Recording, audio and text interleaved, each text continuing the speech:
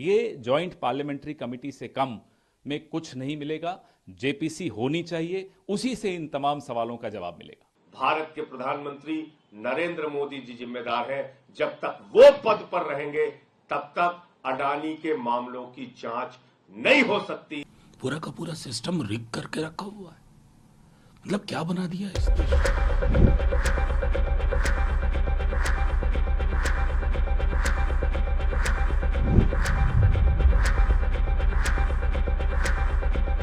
सरकार ने कोई विशेष जांच की तरफ ध्यान नहीं दिया था। हिंडनबर्ग ने ही एक और रिपोर्ट निकाली जिसमें सेबी चीफ माधवी बुच और उनके पति धवल बुच के सारे कारनामे सबके सामने आ गए। ऑफशोर कंपनीज में उनकी इन्वेस्टमेंट सबके सामने आ गई। ये वो कंपनीज हैं जिसमें अदानी के भाई विनोद अदानी की भी इन्वेस्टमेंट्स हैं। जब सब कुछ सामने है तो सवाल ये उठता है कि माधवी बुच को जब सेबी का चेयरमैन बनाया था, क्या भारत सरकार को ये जानकारी नहीं थी? अगर नहीं थी तो ये बहुत बड़ी विफलता है, भूल है, और अगर थी तो षड्यंत्र का हिस्सा भारत के प्रधानमंत्री खुद हैं। हम सेबी चीफ से भी कोई सवाल नहीं पूछ रहे, हम गौतम अदानी से भी कोई सवाल नहीं पूछ रहे, हम देश के प्रधानमंत्री से सवाल पूछ रहे हैं। क्या आपकी सरकार, जो कि बड़ी मुस्तैद मानती है अपने आप को, क्या उसको ये जानकारी थी या नहीं थी? ये जॉइंट पार्लियामेंट्री कमेटी से कम में कुछ नहीं मिलेगा। जेपीसी होनी चाहिए, उसी से इन तमाम सवालों का जवाब मिलेगा। Any such allegations must be answered satisfactorily or investigated. Can't leave these things hanging out there and casting a cloud on the integrity of our system. So it's important that either a satisfactory explanation is given by the people accused or there should be an investigation.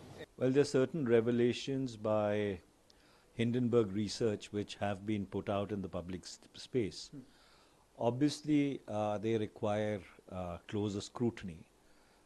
However, prima facie, going by what has appeared in the public space in various news reports, there seems to be some semblance of an alleged conflict of interest. And so therefore, under those circumstances, there has been a demand now in the public space for a while that the entire Hindenburg saga needs to be investigated properly by a joint parliamentary committee. And so therefore it would be in the fitness of things that if a joint parliamentary committee is constituted to go into all these issues at length, because they do require a quietus, and a quietus will only come once a joint parliamentary committee has looked at them. SEBI अध्यक्ष की सारी जांच बेबुनियाद है, निराधार है, और अडानी के किसी भी मामले की जांच में दी गई, उसकी कही गई बात और रिपोर्ट का कोई मतलब नहीं है जो सुप्रीम कोर्ट में उन्होंने दाखिल किया है। माननीय सर्वोच्च न्यायालय को इसका संज्ञान लेना चाहिए, क्योंकि तथ्य छुपाए गए, सच्चाई छुपाई गई सुप्रीम कोर्ट से। सरकार ने झूठ बोला सुप्रीम कोर्ट में। अब नए खुलासे के बाद उसका संज्ञान लेना चाहिए, नंबर 1।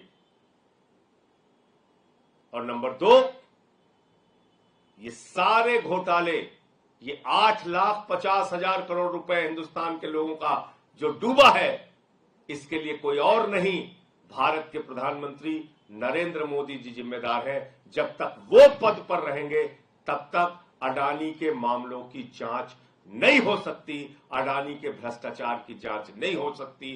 प्रधानमंत्री में जरा सी भी नैतिकता है तो उनको अपने पद से इस्तीफा दे देना चाहिए। उनको देश का प्रधानमंत्री बने रहने का हक नहीं है। हाँ, जरूरत है पारदर्शिता की, वो हम पर्दा डालने का काम करते हैं। मैं समझता हूं कि सत्ता प्रतिष्ठान में बैठे हुए टॉप लोगों को क्या इस बात का कि कोई भनक नहीं थी? मतलब जिसके पास आप शिकायत लेके जाते हैं उसी के पैसे लगे हुए हैं। पूरा का पूरा सिस्टम रिग करके रखा हुआ है। मतलब क्या बना दिया इस देश को? इसकी उच्च स्तरीय जांच हो। मैं समझता हूं नथिंग शॉर्ट ऑफ जेपीसी, दूध का दूध पानी का पानी हो, क्योंकि सिस्टम की ऐसी रिगिंग ये अभूतपूर्व है। और इसके बाद भी अगर कोई व्यक्ति जो शक के दायरे में, अगर वो हमारे तिरंगे का यूज करते हुए बयानबाजी करता है तो ये उचित नहीं है। दूध का दूध पानी का पानी हो, क्योंकि इसने सारी परत उघेर के रख दी है।